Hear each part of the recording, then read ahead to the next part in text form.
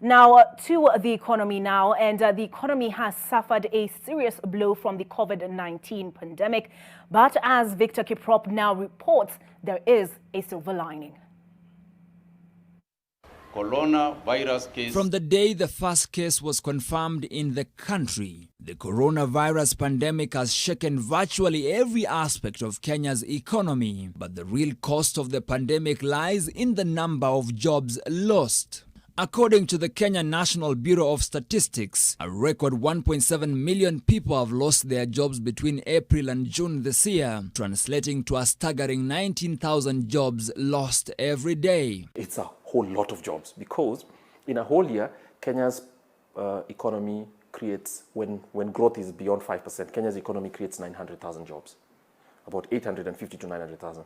That means in just one quarter alone, Kenya lost, or rather the number of jobs that were lost is equivalent to 2 years worth of job creation. From aviation to education, tourism and hospitality and even agriculture, the retrenchment announcements came in thick and fast as businesses struggled to stay afloat. By late May, the Central Bank of Kenya warned that 75% of SMEs were at risk of collapse if they failed to access fresh funds from lenders or partners.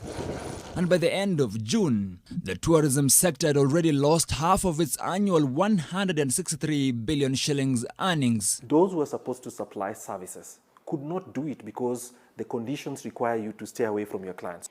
Then on the other side, say a tourist. You're running a tourist establishment, and some of it was a season where most of the tourists come from abroad. People could not travel because of transport restrictions on the one side, but also at the same time, people did not want to travel. So you have a demand and a supply side shock, both of them meeting, which makes this kind of problem or recession worse than a single recession that comes from the fact that you do not have sufficient demand. In response, the government announced a raft of interventions, including a 54 billion shillings stimulus package, tax breaks and policy actions meant to pump more money into the economy. By the end of June, loans worth 844 billion shillings, which is 29% of the total loan book, had already been restructured. But analysts say that more could have been done to protect small and medium enterprises. Their income tends to depend on whether their clients are and what's happening during that season.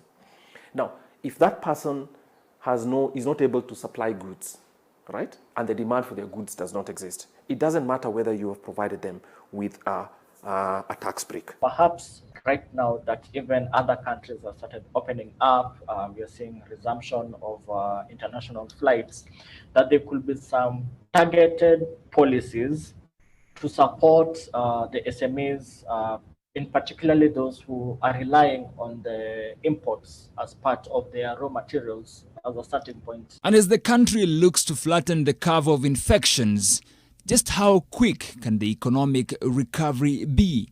I don't know. It'll really depend on how quickly we are recovering here, but also in a way depends on the neighborhood. I mean, the countries in the neighborhood, what the shock effects are. Globally, it's clear that there's going to be a contraction among the major countries. It's very, very clear.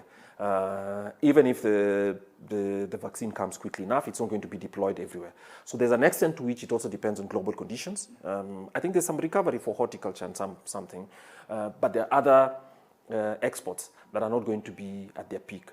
So it's very, very clear that this year, I think a modest 2.5 would be what we should aim for. Up until we get the vaccine, that's the one which will now even dictate whether we could go back to a normalcy. And I'm looking at, say, second half of 2021 as a realistic time frame for us now to go back to prior COVID environment.